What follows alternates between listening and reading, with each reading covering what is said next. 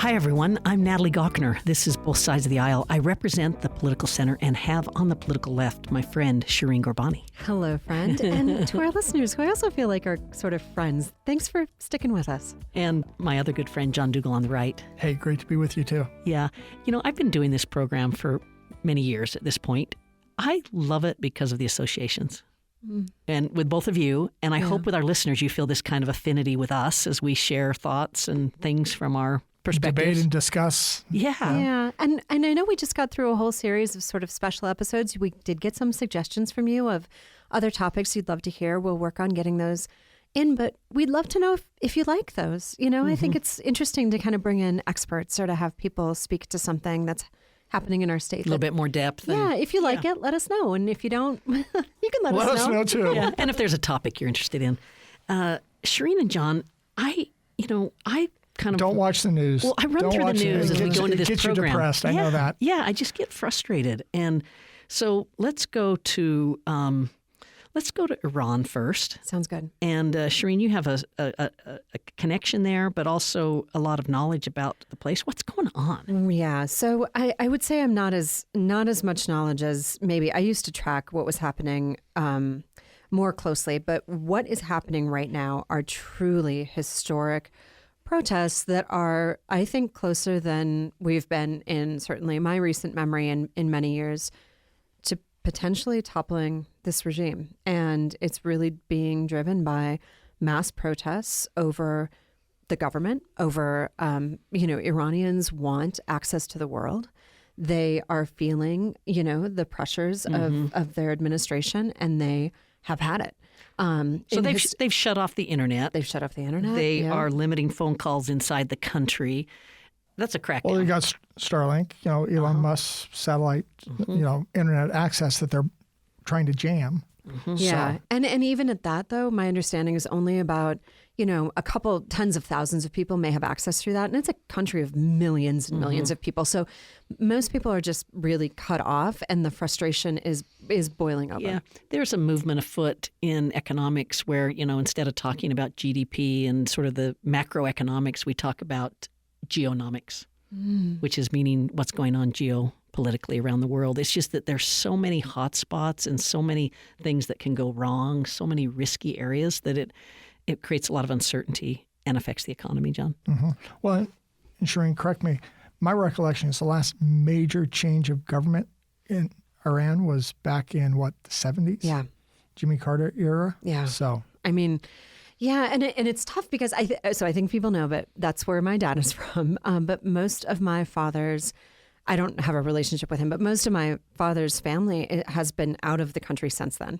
So the late 70s, and really not, certainly connections back to it. But I think this is just a moment that feels important. It feels like change could be here. I don't know. Well, so let me ask a question, because Donald Trump has weighed in on this. And this is where I'm a little bit confused, because there was an element of isolationism, and then there's an element of, if you're abusing the Iranians, then we're going to step in and we're going to protect them. And I'm a little confused with what his agenda is. So I like the kind framing of that there's a rationale to it, suggesting that. He's basically said, if you start to shoot on protesters or start to kill protesters, we're going to get involved. Well, that's happening. So when do you cross that line? It's dicey, John. Yeah. I think what you're saying is, really, President Trump, you want to get involved in this? Is that what you're saying? Well, there's an element of, I thought you wanted to, kind of isolate from, and then all of a sudden, okay, we're not, there's not Maduro with, an indictment that we're going in, a law enforcement activity, and we're going to yank them out, or other things like that. It's like, okay, I'm not sure kind of our rationale. Some other president I could totally see, right? Perhaps Obama, perhaps Bush, George W., or even George H.W. I could see certain, they'd say this is appropriate, but I've come through so many Republicans saying we don't want to be nation building. Yeah. Okay, well, so closer to home. But we do want to change a government, change a regime out there. Absolutely. The people do. Much closer to home. Well, even Americans, I think, want it. You've got Cuba sitting there. Either of you been to Cuba before? No, I really want to go. I have been. Yeah, I have been. Puerto Rico, but not Cuba. The really weird thing when you go to Cuba is you're in Miami or something, you get on a plane, and within 15 minutes you land. I mean, you Well, just it's like 90 miles. you just forget how close it is. You can see the lights from Key West where I just went. Yeah, okay. Yeah. So This is why we were so concerned with the missiles there in the 60s. And then Yeah. this relationship between Cuba and Venezuela, Venezuelan oil has been supporting Cuba, and the president's getting in the way of that. And Cuba's provided military support Yeah, to Maduro yeah. security. And so then you have Trump writing on Truth Social, there will be no more oil or money going to Cuba, zero. I strongly suggest they make a deal before it's too late. Wow. Don't forget the uppercase letters in there. Yeah, there's some shouting. uppercase letters. But where I'm coming from is a couple of things. Number one, it's so interesting that we have a president that speaks directly to the people in that way. When I was in Washington, everything People, had to, the Americans, people, the Internationally, Cubans, people, government leaders. Yeah, the leader of the free world is so powerful that when I was in Washington, we were taught very deliberately a clearance process of what gets to the White House, what gets to the Oval, what the president sees, doesn't see. Yeah. And I was a political appointee, so we're all on the same team, but we're thinking about like how do you staff the leader of the free world? I can't imagine what it's like when the leader of the free world gets on Truth Social and throws out threats. Yeah. And then that threat, what do you think of it? Well, I'm really stuck on this notion that what we have is the leader of the free world, which I know we're going to get into what's been happening. But this, I just think we have to accept that we are now in a time with a president for whom the rules simply do not seem to apply. And whether that's international law, decorum, diplomacy, process, precedent, it's gone. As far as I'm concerned, I mean, I don't feel like we can't live in we have to stop rationalizing what this administration is doing because I think he's fully off the rails. Yeah. Shireen, this is an unfair question, but if you Yeah. go out But we're going to ask you anyway. well, if Okay. you go out 2 or 3 years, do you see that another personality in that position can have that same sway, or is there something special about this president, this man, and the way he's been able to defy decorum? Gravity. Political gravity. I feel like it could happen again. I just don't see J.D. Vance having that kind of power, no. for example. No, good example. No, but, could you imagine a Tucker Carlson presidency? Could you imagine? I mean, some days I'm like, are we like headed towards like a Candace Owens presidency? Like we are off the rails. John, bring you into that because so I'll just make a point. We're wrapping up all the economic data as we go into the new year and ready to release a new forecast and things. This is not the Gardner Institute. This is the state economic community through the Utah Economic Council. And we did all right. And the economy's doing okay. And some of the president's policies have helped us. So I want to acknowledge that. But having said that, are you with me that it's amazing the power he sort of projects just through his words? Yeah, no, he defies gravity, as Shireen said. There's something unique about the way he's been able to capitalize on his notoriety, his popularity, his strategy, voice, his strategy, whatever it might be. The way he does a public message. He is able to do things different than anybody else I've seen in this role in my lifetime, even better than Reagan. I mean, I tell folks Reagan, the great communicator, did not move America that much in the 80s. He moved America a lot in the 60s and 70s and capitalized on it in the 80s. So he was at it for a couple decades. He took on water with the Iran-Contra affair. So good. So, but it's one of those things, could there be somebody in the future that also does that? Possibly, but not the normal political thing. Remember, Trump is first and foremost. I'm going to say he's not first and foremost a business guy. Some folks will say that. He's first and foremost a TV personality, and therefore he's been able to capitalize on his name, his long run on TV shows, and everything else like that. And a negotiator. I mean, he is. Yeah, and he has a certain negotiating style, which is push people to the wall and make all sorts of threats, and then figure out where to do the deal after that. I will also say, and sometimes I believe what he's saying, and sometimes I don't believe what he's saying, but there is an element of transparency that the Biden administration did not have. When you have certain rules of you can't say this, you can't ask that, we want to review the quotes and da-da-da-da. And Trump, for better or worse, lets it all hang out there. Yeah. He's does not care if he is lying straight through his teeth. He's in the Oval Office, he's on the plane, whatever it is, and he is talking with the press on and on and on. And they can go fact check all sorts of things, and he will He doesn't care. but he is he is engaging with folks. Let's do one more international, and then we'll jump into national and local in the second segment. But we have the Nobel. I want to go back to Cuba real quick. Okay, let's do it. I do think we have been trying to deal with the Cuban regime for decades, since the 60s. So embargoes and other things like that, I'm all for. I'm supportive of that. I would like some type of regime change in Cuba. And so I'm glad he's talking about this and not we're going to go bomb Cuba. When I went, it was when President Obama had opened up Cuba for cruise ships and the like, and I went on a tourist visa. And I loved the engagement, not the embargo, but the engagement that showing them the United States and being more, having us more present in their lives would help them reform their government. But who knows? Yeah. Hey, let's just take a short break. We'll come back. I want to talk about Minneapolis. Yeah. So stay tuned. Natalie Gochner with Shireen Gorbani and John Dougal. You're listening to Both Sides of the Aisle on Utah Public Radio. We love to hear from listeners like you. If you would like to send us a comment, email bsotapodcast@gmail.com. That's bsotapodcast@gmail.com. Thanks for listening. Shireen Gorbani on the left. John Dougal on the right. Natalie Gochner and I'm in the Political Center. We are talking about international issues in our state, and now we're going to try to get into some more national and local. But just one last thing. I want to ask you guys this. Republicans, Rand Paul, Josh Hawley, Lisa Murkowski, Susan Collins, and Todd Young, what do they share in common? I happen to know. John? Senators? Go ahead, Shireen. So these are 5 Republicans who took a stand to try to basically send a message, I think, to the Trump administration about going into Venezuela without congressional approval, Senate engagement, and they took a vote. And I was honestly really... A vote to restrict, to limit. To limit. So, yeah. And our senators were not there. They were not there. So that's the local connection. Little surprising to me with John Curtis. I thought John Curtis might see that we want to keep that power. Yeah, surprised me on Mike Lee because he's been so opposed to nation-building activities that I thought this would have been in his bailiwick. So. Yep. Yeah. But continue to disappoint as far as I'm concerned.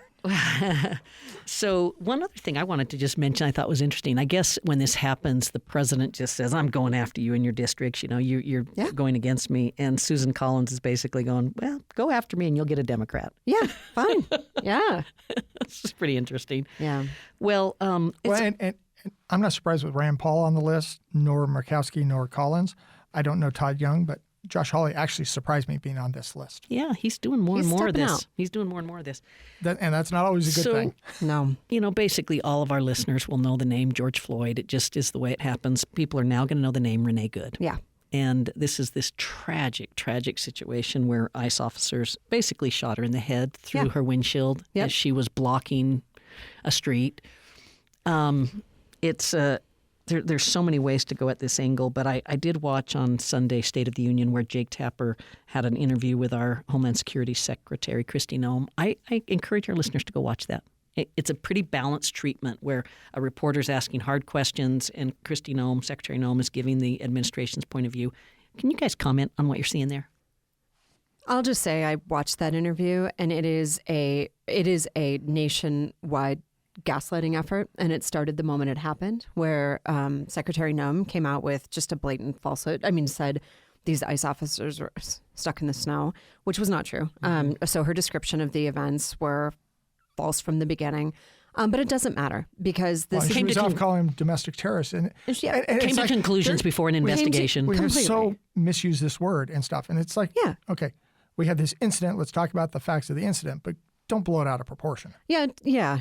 And then, I mean, the only thing that I can tell you is the level of just white hot rage that I have around this. My husband's from Minneapolis. I just got off the phone with my best friend who is living in the streets, not far from, I mean, she's not living in the streets, she has a home, but she is in living this, like the experience of what is happening.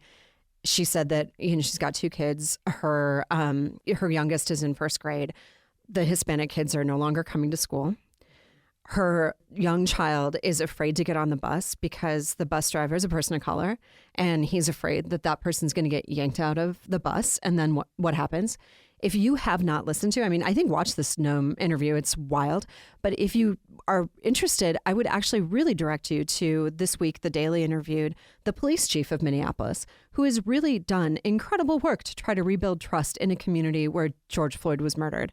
And to hear his telling of the story, the way that ICE is terrorizing that community is making police officers less safe, is making the community less safe, is harrowing. And I think we have to, at this point for me, this is like we have crossed the Rubicon. I don't understand how we come back to any sense that laws matter, that rules matter, that the truth matters in this administration. I think it's over. Like for me, I don't have hope. I think we can do good work in our communities. I think it matters to stay engaged, but they will shoot people in the face and lie about it for their benefit.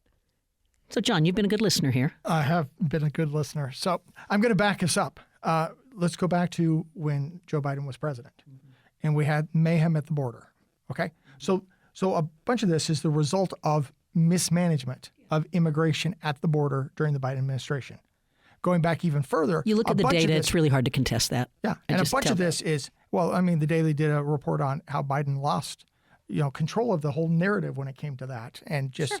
You go back even further, and Congress has been derelict since at least the 80s in terms of figuring out a rational immigration process. It is utterly dysfunctional. Folks on both sides of the aisle, folks all across America agree that legal immigration is just a disaster. And Congress refuses to fix it. We refuse, they want to use it as a campaign stunt and everything else like that. Okay, so bring it today. From my perspective, there are certain roles that ICE should be performing. And there's a whole lot that it looks like they're going above and beyond and outside of what they should be doing. Now, I will be the first to admit, I detested the creation of the Department of Homeland Security back when George Bush and that. So you're an abolish ICE guy. What's that? I said, you're an abolish ICE guy. We're in it together, John. Yeah. You sit there and go, I've talked about, security theater at the airports and everything else like that. I do not trust DHS. At all. I don't care what the administration is. Just don't trust it. Just seen too much where it causes me concerns, and it's more about perception than reality. Now, when Kristi it comes to going to get impeachment articles filed on her, as she deserves. But you come and say, now let's talk about this incident with the car and the shooting. Okay, depending on what segment of the video you look at. People are looking at different video shots and everything else like that. But they're coming to different conclusions, different perspectives. It's not like George Floyd where everybody or almost everybody looks and goes, we all agree that was egregious and out of control.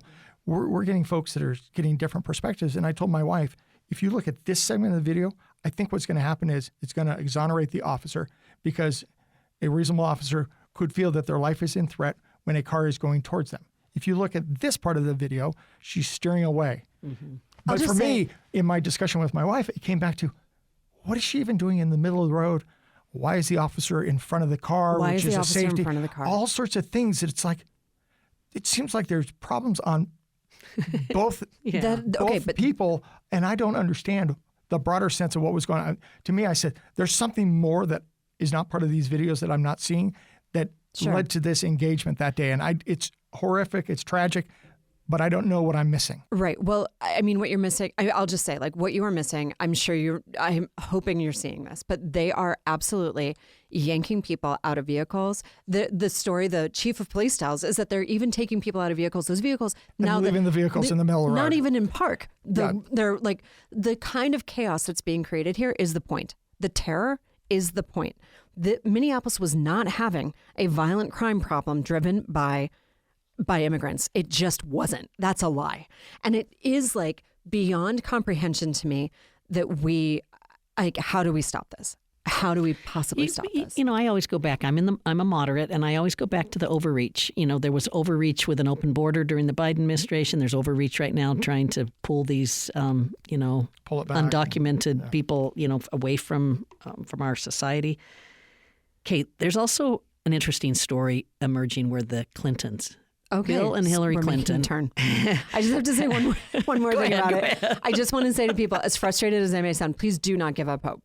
We have to continue to show up for our communities, to try to do good work, to try to build bridges. Keep hoping. We do have to. But genuinely, I do believe that we're in a very dangerous time. Yeah. And I've been saying we've been fighting this immigration thing essentially since we were a country. Mm-hmm. I'm going to remind folks of the Burlingame Seaward Treaty of 1868, where we basically said peaceful migration is basically a God-given right. Yeah. And then just not too many years later, 1882, we had the Chinese Exclusion Act, limiting Chinese laborers from coming to the U.S. Mm-hmm. And we've been going back and forth that whole time. All right. Well, I just wanted to bring up the Clintons because they refused to show up at a House subpoena, some testimony that was dealing with the Epstein Related files. to Epstein, yeah. John, I want to go to you first on this. It's just I thought that a House subpoena meant something, like you had to go, and we to Shireen's point about rule of law and customs, like they're not going. Well, so then you have to deal They'll with be under house arrest for that. You have to deal with whatever the penalty is for not showing up, not participating, and stuff like that. So, and our president's done this, and they may be taking the calculus, which is this is a stunt and this isn't serious, and we're going to pay whatever consequence it is. And so, let me go local then. Unless you want to say something on that, Shireen. No, go ahead. Take us. It's just take us local. If we're not in some geopolitical crisis, we're in some domestic crisis, or we're in some, partisan sex scandal.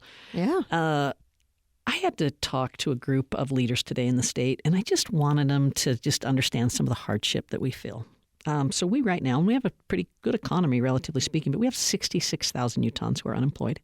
That's a sad thing, to wake up in the morning and not have gainful employment. Yeah. Our point-in-time homeless count was about 40. And we look and go, oh, that's just a few percentage points. But if you're the one that's out of work, it's dire, fun. It's serious. About 4,600 in the point-in-time homeless count. Yep. This most recent. 325 of those were in households with children. Yeah. Intergenerational poverty kids, it's about 6.6% of our state. 62,000 kids are in intergenerational poverty, about 65,000 adults. And then I'll just throw out one other one. This is in disparities. Trying to think how to do this one. If you're white, 70% of you are in owner-occupied housing. If you're Hispanic, it's 54%. Yeah. So these are just sort of realities that, and what I hate about all of this Washington stuff and all of this partisan, disagreement stuff is it takes away our ability to take care of the things that really matter. Wow. I just wanted to get you guys thinking on that. Yeah. Again, what are we doing for these people? Well, we pay too much attention to the federal government, and it injects itself way too much in our lives, and that's one of the reasons why Shireen and I sometimes disagree about where the line is. But to me, it's like bring more and more of this back to Utah, and we can figure out among ourselves what we want to do, how we want to approach it. I mean, to me, that should play a much bigger part of people's life than what's currently going on. Yeah, I would in some ways agree with that, but then I also just fundamentally believe that when our state has, for example, had a surplus, ending youth homelessness was not the priority. You just look at the evidence, like you don't put your money where your mouth is on a number of these issues.